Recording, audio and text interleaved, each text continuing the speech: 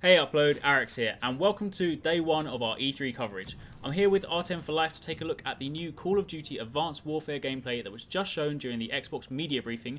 R10 is our resident Call of Duty expert, so I'm going to hand over to you and see if you can just tell us, so what are we looking at right now? Well, right now we're looking at the trailer, like Eric said, and in this trailer, this is all new gameplay footage. None of this has been shown before, so... It looks really nice. Yeah, the graphics look amazing on this trailer. It looks like a true next-gen title, and everything looks kind of futuristic. The weapons look kind of Halo-ish, in my opinion. Got that number there to show your ammo count. You can check your ammo count. You'll know when you're running out of bullets. And, of course, this is campaign gameplay. None of this is multiplayer. We haven't seen multiplayer just yet, but everything's looking pretty good so far.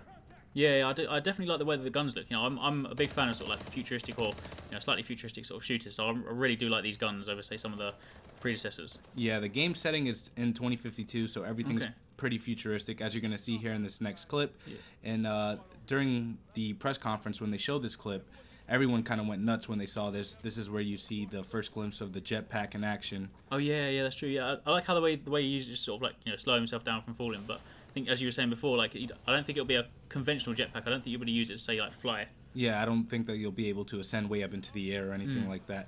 It'll be cool to see how this translates into multiplayer though, because I'm not sure how a jetpack would work out. Yeah, I suppose if it's just double jump, it'll be sort of like capped off, but that should be pretty cool. Then obviously you get out into the city here, and this like the skyscrapers. Again, it just shows how good this game looks. And obviously you got the drop pods there. I assume that'll be for reinforcements. Yeah, this scene here with the drop pods and everything kind of shows the scale of things, and there appears to be an attack on a city here, and everything just looks amazing. And that guy there in that mech suit, it looks like something I don't even know. It could be like Advanced Warfare's version of the Juggernaut. Yeah, something like that. That just looks. It'll probably be like could be like a perk or something you can use sort of in game. Maybe a kill streak in multiplayer or something like that. Definitely. So at this point we're going to jump forward a little bit, just go past the cutscene and cut into the next part of gameplay. And this is where you actually get to see you get to see another one of the sort of quadrupedal mechs there. That looks again looking really cool. Again with the whole sort of futuristic setting. I really do like this. Massive piece of machinery. And then you see your guys jumping there, making good use of that jetpack. There's also a cool dash ability that you can use to move in and out of cover, so that's going to be really cool. I want to see how that works out in multiplayer. Am I going to be able to avoid bullets?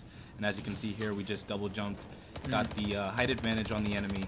And this weapon here doesn't appear to have too much recoil. What do you think about that? Yeah, it's true. It does seem to be really, really steady when it's aiming. So it could be a really good gun in that respect, or it might just be because it's in campaign for now. Hopefully, some of the other ones will sort of balance out. I imagine if there's not too much recoil, then it's probably not the strongest weapon. Perhaps it'll something like that. It may have to be balanced out some way like that. From the design of the weapon, you can't really tell if it's a SMG or an assault rifle. So we'll just have to wait and see. These look crazy. They look like something out of sort of the Matrix. Those sort of swarming bugs. Yeah, and as we walk up here, you see our teammates picking up a piece of the car door to protect himself, cool. And we're about to do the same thing, I believe.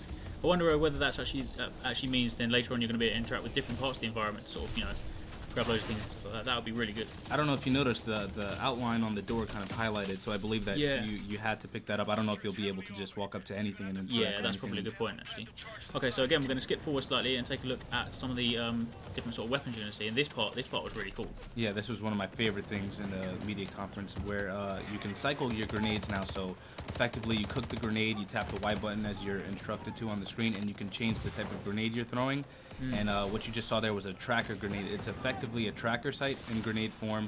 You can throw it into a group of enemies, see them behind cover, and know who to shoot and when to shoot them. That is really cool. And this is obviously a shotgun. It's got a really interesting sort of like bullet spread, because it looks like it's sort of got this push as well. Like it's got sort of a strange display to it. It's not just conventional bullet spread. Yeah, it didn't look like it was traditional shotgun shells at all. It looked like you were shooting off sound waves or something exactly. like that.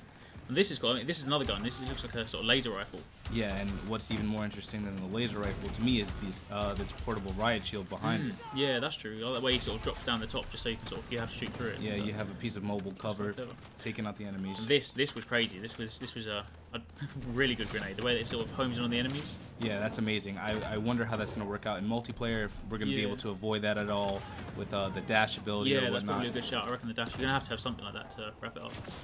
And then we're just obviously getting to the end of the trailer here. I'm going to spare you from sort of seeing the last cutscene, so if you do want to see the whole thing, then check out the trailer. But that is it for day one of our E3 coverage, so be sure to check out all the other E3 coverage all this week on Upload.